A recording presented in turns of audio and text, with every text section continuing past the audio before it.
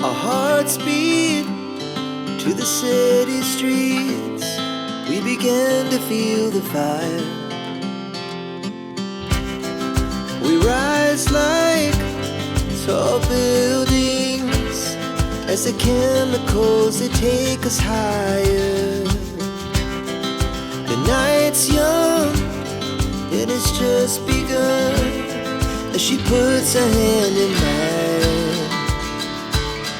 We wanna chase the night, wanna dance to the light, pull stars from the sky, just two hearts running wild. Never sleep, never stop, as we shout from the top. We're gonna be two hearts running. Hi everyone, कसे आहात तुम्ही सर्व? Welcome back to new video. तर जे कोणी नवीन माझा video बघत असतील त्यांच्यासाठी हा माझ्याकडचा मिनी गार्डन टूर.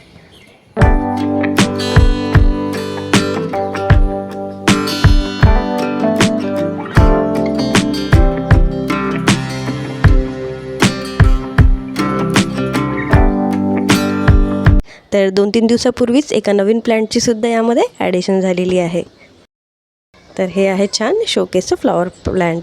तर आजचा आहे संडे, म्हणून नाश्त्याला काहीतरी स्पेशल बनवायचं, म्हणून आज मी करायला घेतलं हेल्दी आणि टेस्टी मूग डोसा, और तुम्ही याला मूग चिलासुद्धा म्हणू शकता.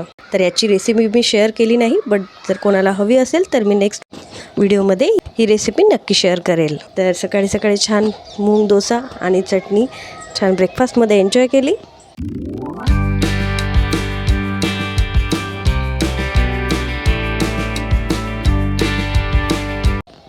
आणि आता ही आहे दुपारची वेळ. तर त्यानंतर मी ही जी डब्यांची रॅक आहे ती क्लीन करायला घेतली. तर यावेळी रुद्रांत झोपला होता, म्हणून मी पटापट आवरायला घेतलं. तर यापूर्वीच्या व्हिडिओमध्ये मी जी साईडची स्टीलची रॅक आहे ती क्लीन करून घेतली होती, आणि आजच्या दिवशी मी ही डब्यांची रॅक क्लीन करून घेते आहे. तर सर्वात सुरुवातीला मी सर्व डबे काढून घेतले आणि एका ठिकाणी ठेवले आणि पूर्ण रॅक खाली करून घेतली. तर आज मला या रॅकची डीप क्लिनिंग करायची होती. तर जसं जसा टाईम मिळतो आहे तसं तसं मी एक एक रूम किचनचा कॉर्नर क्लीन करायला घेते आहे.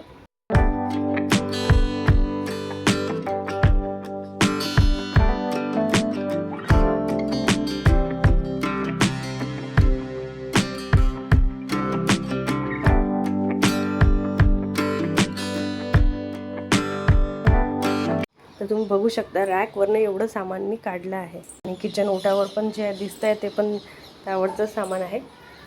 तर एवढं सामान त्यावर होतं. त्यातलं काही सामान मला आता डिक्लटर करायचं आहे. त्यातलं जे डबे यूजमध्ये येत नाही ते मी काढून टाकणार आहे, आणि जे मोजके डबे आहेत जे आपण डेली यूज करतो ते मी यूज करेल यामध्ये. मध्ये मध्ये तुम्हाला रुद्रांचा आवाजसुद्धा येत असेल, तो पण व्हॉईसवर करतो आहे.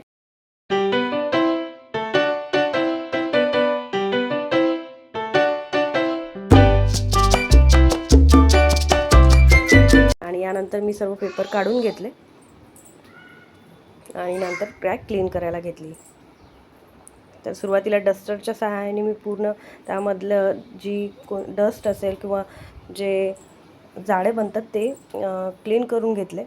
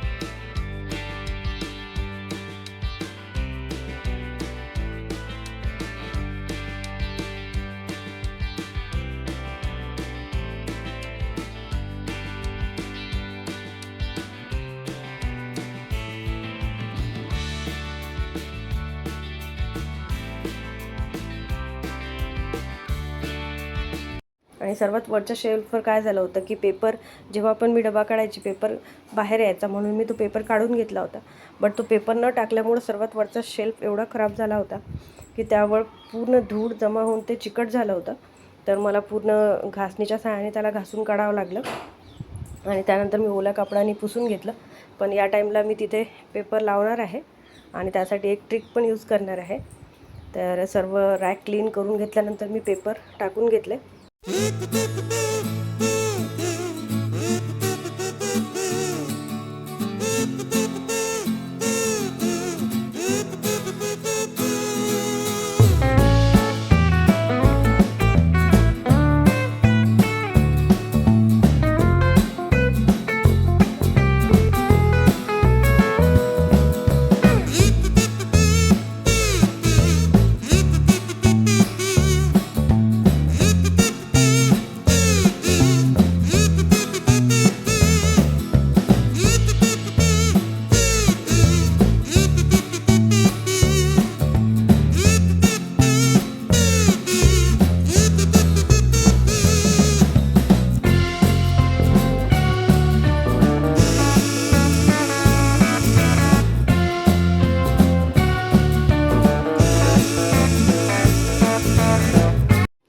तर वरच्या शेल्फला मी न्यूजपेपर टाकल्यानंतर त्याला मी टेपच्या सहाय्याने तिथे सिक्युअर करून घेत आहे की जेणेकरून तो पेपर पुढे येणार नाही आणि जेव्हा केव्हा मला बदलायचं असेल त्यावेळेला मी टेप काढून तिथला पेपर चेंज करेल.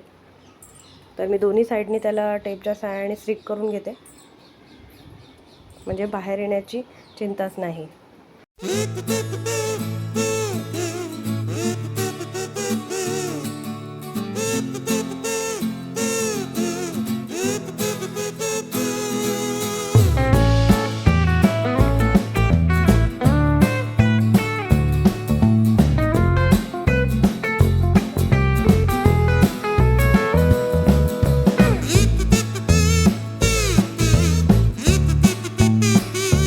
आणि यानंतर मी एक डबा कुठे लावायचा, थोडा विचार करून कोणता डबा कुठे ठेवायचा हे विचार करत करत एक शेल्फ तिथे मी सेट करत गेले. कारण की सर्व डबे अस्ताव्यस्त होते, एकही डबा जागेवर नव्हता.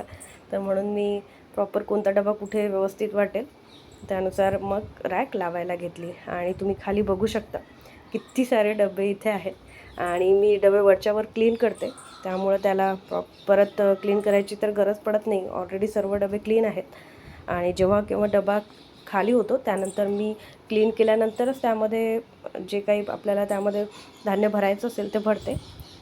तर त्यामुळं वर्षभर ते क्लीन होत राहतात. तर त्यासाठी सेपरेटली तर मला क्लीन करायची गरज पडत नाही. आणि आता इथे मी काय करते, जे एकसारखे डबे आहेत, जे सेटमधले डबे आहेत ते पुढच्या साईडला ठेवणार आहे आणि जे थोडे वेगवेगळ्या कलरमध्ये डबे आहेत तर ते मी मागच्या साईडला ठेवणार आहे, जेणेकरून ते दिसायला समोर चांगले दिसत नाही. तर ते मी मागच्या साईडला टाकणार आहे. तर मी विचार करत होते कोणते डबे कुठे सेट करायचे ते माझं चालू होतं आणि फायनली मी असं डिसाईड केलं की या पद्धतीने डबे सेट करायचे. आणि ह्या 2 चिनी मातीच्या बरण्या मी घेतल्या होत्या, तर ह्या लोणच्यासाठी मी घेतल्या होत्या.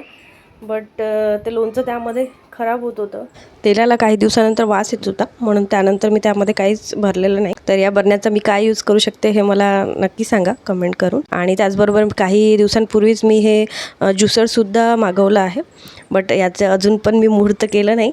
तर हे पण मला काढायचं आहे. तर जेव्हा केव्हा मी ज्यूस बनवेल तर तो व्हिडिओ नक्की तुमच्यासोबत शेअर करेल. तर आता मी असंच पॅक करून ठेवून देते आणि जेव्हा वेळ मिळेल तेव्हा मी तर ज्यूस बनवायला घेईल. आणि हा आहे हे न्यू कपांचा सेट, त्यावर धूळ झाली होती ते पुसून मी परत त्यामध्ये ठेवून दिले. आणि अशा पद्धतीने मी रॅक फायनली सेट केली आहे पूर्ण. तर कशी वाटते आता रॅक मला नक्की सांगा. आता माझी किचनची ऑलमोस्ट डीप क्लिनिंग झाली आहे. आता फक्त ही जी भिंत आहे ना वरची गॅस स्टोवरची, ही भिंत मला एकदा क्लीन करायची आहे पूर्ण. आणि मग किचनचं पूर्ण डीप क्लिनिंग माझं झालेलं आहे. आणि दोन्ही रॅक बघा छान लावले आहेत मी. आणि मला फक्त आता फ्रीज क्लीन करायचा आहे, तो पण बरोबरच क्लीन करायचा आहे कारण की मागच्या वेळेला डीप क्लिनिंग केलं आहे. त्याचबरोबर ट्रॉलीज पण मी मागच्या महिन्यामध्येच क्लीन करून घेतल्या. तर एवढं झालं की माझं किचनचं पूर्ण डीप क्लीनिंग यावेळेला झालेलं आहे. तर दिवाळीची किचनची साफसफाई तर आता झाली. कामं वगैरे आवरून झाल्यानंतर मी चहा ठेवला आणि छान असा कडक चहा एन्जॉय केला. आणि ही आहे संध्याकाळची वेळ. आणि त्यानंतर आजचा संडे होता, तर मग आम्ही संध्याकाळी बाहेर निघालो. तर आज आम्हाला मार्केटमध्ये जायचं होतं. तर यांना थोडं काम होतं, तर तिथे आम्ही रिक्षाने जायला निघालो. तर मध्ये ट्रॅफिकसुद्धा लागलं. तर आम्ही आज गेलो होतो तलाव पालीला, आणि सोबतच तिथे जांभळी नाका म्हणून मार्केट आहे मोठं ठाण्याचं, तिथे पण काही काम होतं, तिथे पण गेलो.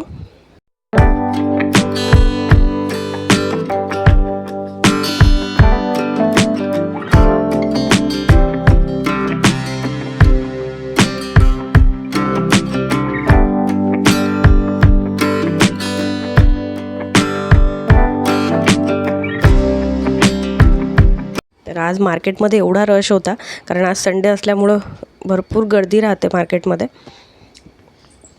तर भरपूर ठिकाणी ट्रॅफिक जाम झालेलं होतं. आणि फायनली मग आम्ही पोचलो तलाव पालीला.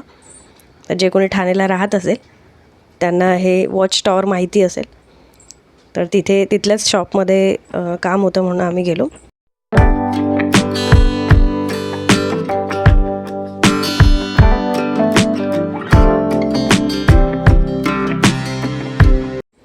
तर राईट साईडनी जो तुम्हाला दिसते आहे जे घोडागाडी, त्याच्या साईडलाच छान तलाव आहे, म्हणून याला तलाव पाली म्हणून नाव आहे या एरियाला.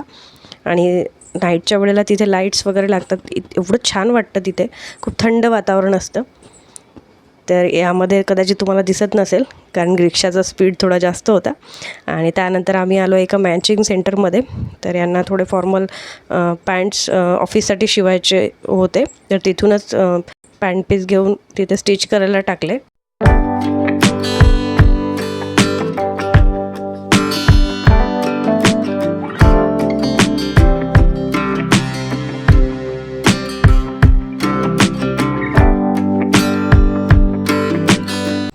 आणि ही आहे तलाव पालीच्या एक्झॅक्टली अपोजिटला हे खाऊ गल्ली म्हणता येईल, शॉप्स आहेत. बाबा फालुदा म्हणून हे शॉप फालुदासाठी खूप फेमस आहे. आणि इथे साईडलाच चौपाटीसुद्धा आहे. तर छोट्या स्नॅक्सच्या सर्व गाड्या इथे राहतात.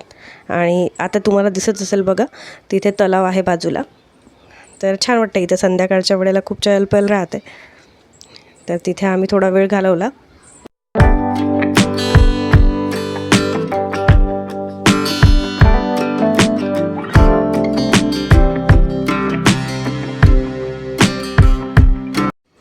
त्यानंतर आम्ही आलो जलेबीवाला शॉप म्हणून. इथे घी जलेबी मिळते आणि पूर्ण जलेबी आहे ती तुपामध्ये फ्राय केलेली असते आणि खूप टेस्टी असते. तर आम्ही इथे जिलेबी छान एन्जॉय केली. तर तिथलं मी ते जिलेबी कशी बनवतात त्याची एक व्हिडिओ क्लिपसुद्धा शूट केली. तर हे बघा, हे पूर्ण तूप आहे. तुपामध्ये ते आता जलेबी बनवत आहे आणि तेव्हाच्या तेव्हाच ते गरम गरम जिलेबी बनवून देतात, जेवढे ग्राम आपण ऑर्डर करणार. तर आम्ही तिथेच ट्राय केली.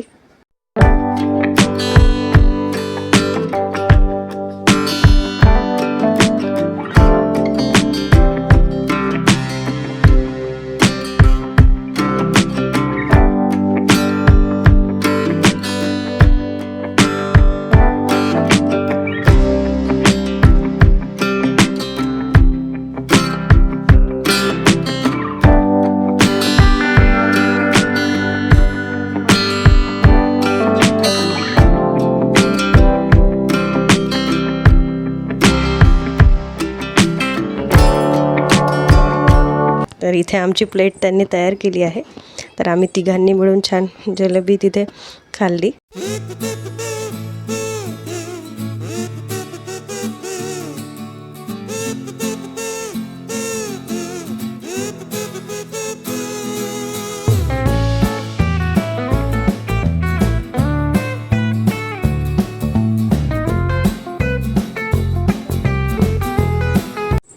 त्यानंतर 1 तासाने आम्ही लेट झालं म्हणून जेवण बाहेर करायचाच विचार केला.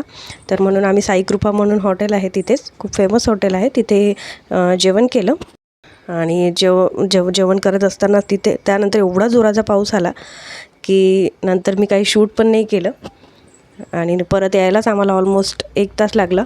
मग कॅब करून घरी यावं लागलं, कारण रिक्षा मिळतच नव्हते. खूप जोराचा पाऊस त्या दिवशी आला. तर इथे आता वेटिंग होतं, गर्दी होती त्या दिवशी, तर म्हणून आम्ही तर इथे आम्ही स्नॅक्स आयटम आणि जेवण दोन्ही पण डिनरमध्ये छान एन्जॉय केलं. आणि त्यानंतर आम्ही घरी निघालो. आणि त्यानंतर मी इथे नंतर काहीच शूट केलं नाही, डायरेक्टली घरी आलो. तर कसा वाटला तुम्हाला आजचा व्हिडिओ मला कमेंट करून नक्की सांगा. आवडला असेल तर लाईक करा, शेअर करा, सबस्क्राईब करा. परत भेटूया अशाच एका इंटरेस्टिंग व्हिडिओमध्ये. तोपर्यंत बाय बाय, टेक केअर.